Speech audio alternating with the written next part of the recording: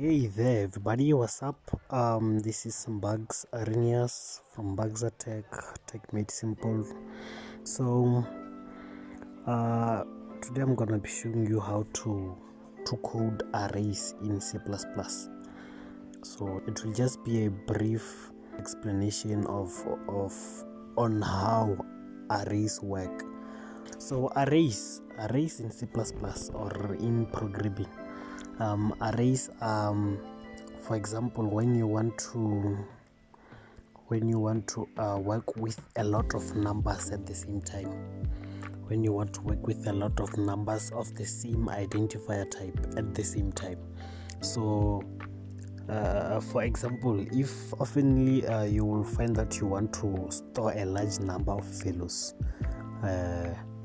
and then maybe, for example, you want to read 100 or more than 100 numbers, for example, and then maybe after you want to get their sum or average or something from that set of numbers.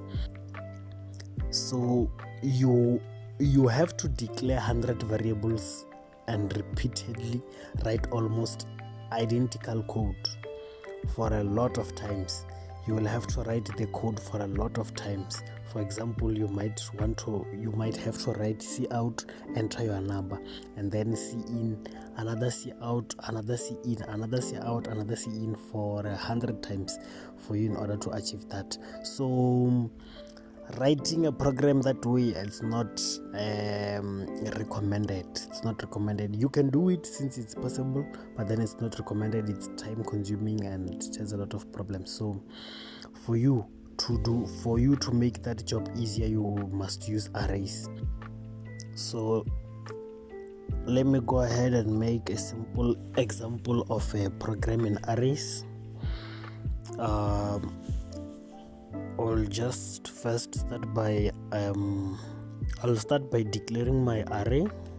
I will name it num. So I'll give it the type identifier integer. Let me also declare length of the array. Let me also give it a size of an integer since it's length. So my length, let me say, is 5. Yeah, let me make things easier, because if I say 100, I'm gonna have to take time.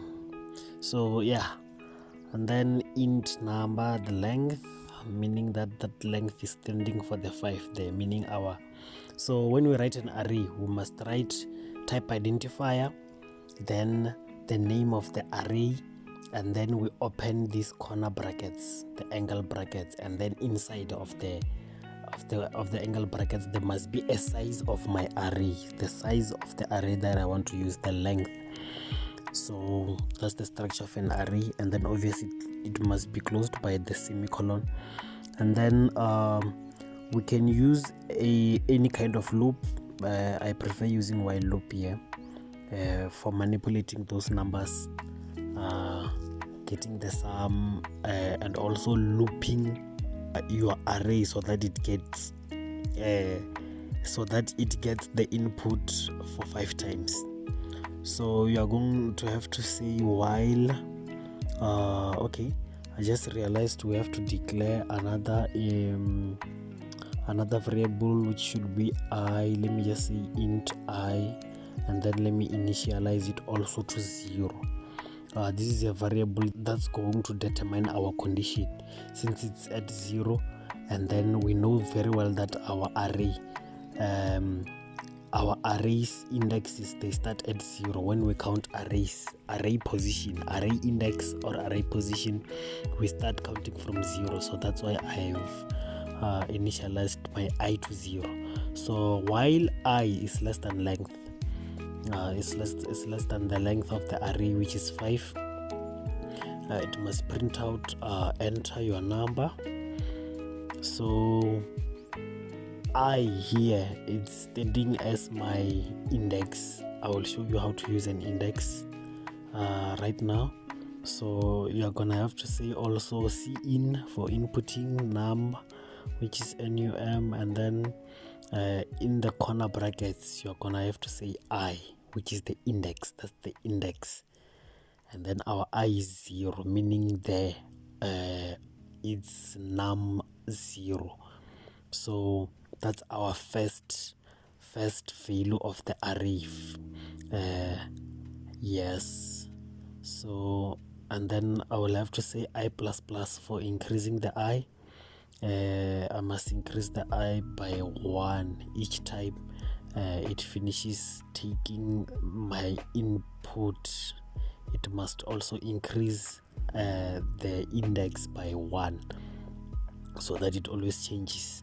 The first time is going to say is I less than length, and then yes, I is less than length because I is 0 and then length is 5, and then which means we'll have to execute the code that is inside the while loop. So we'll have to say enter your name, and then see in for inputting. You input your number there, and then it will say I plus plus, which is increasing, and then again it will go back and ask is I less than length? Yes, it's still less than length, and I is 1 now.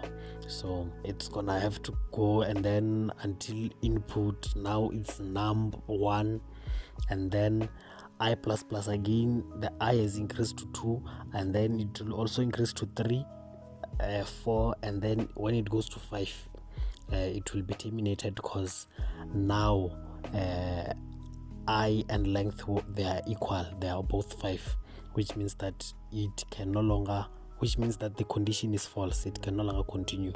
So now let me work with the sum. So the sum, this is how we are going to get our sum.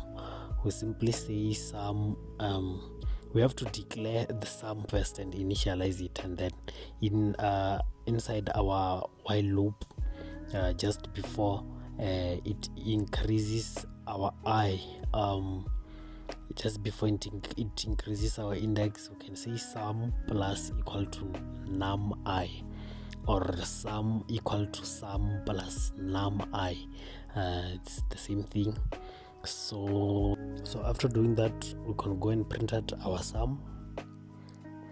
So we will try and then we'll build it and then run it,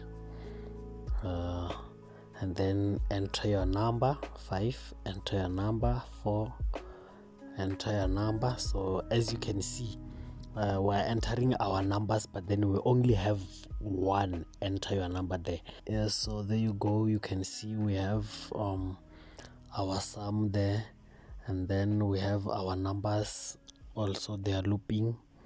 I mean the prompting is looping. So you can go ahead and add something like end line just to make your code look simpler. Okay, so you can see that we really need arrays when we're programming in C++ or any other programming language. So stay tuned with Mbagza Tech for more tutorials on how to code in C++ and all other tech related stuff. Thank you very much for tuning in. This is Mbagza Tech going out. Please don't forget to subscribe, like, and comment for more. Thank you.